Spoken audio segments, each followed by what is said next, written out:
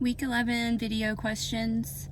The first question was to explain the difference between the EPSP and IPSP. So chemical synapses are either excitatory or inhibitory. And the excitatory synapses, the neuromuscular or neurotransmitter binding depolarizes the postsynaptic membrane.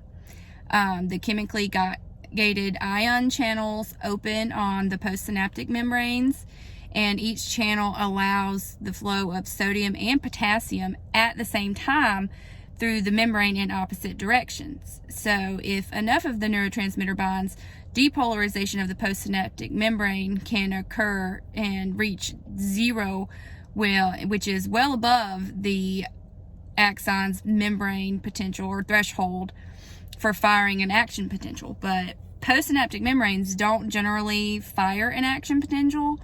Instead, the depolarizing of the graded potentials or the excitatory postsynaptic potentials occur at the excitatory postsynaptic membranes, and it only lasts a few milliseconds, and then the membrane returns to its resting potential.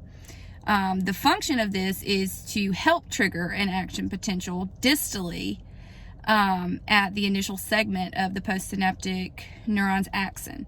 So the currents created decline with distance, but if they reach and they're strong enough, when they reach that initial segment, they can depolarize the axon to threshold, and an action potential can be generated.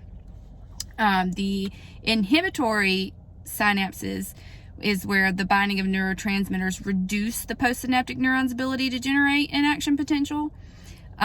Most of the inhibitory neurotransmitters hyperpolarize the postsynaptic membrane by making the membrane more permeable to potassium or chloride.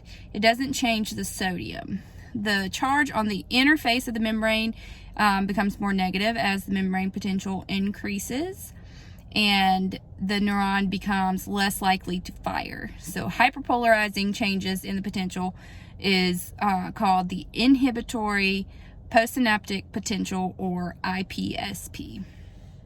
The second question was, what specifically determines whether EPSP or IPSP will be generated at the postsynaptic membrane? So the EPSPs and the IPSPs can summit to influence the activity of the postsynaptic neuron.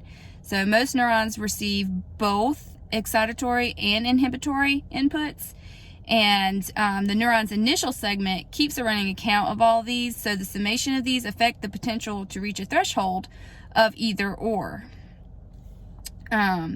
Since at any moment a neuron is likely to have thousands of neurons releasing neurotransmitters at its surface, how is neuronal activity determined, to fire or not to fire?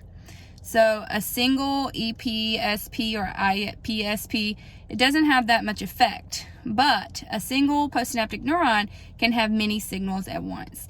The axon hillock will sum up all of the signals, and if the cumulative signal is above a certain threshold, the action potential will be generated and propagated down the axon. And that is the week 11 video questions.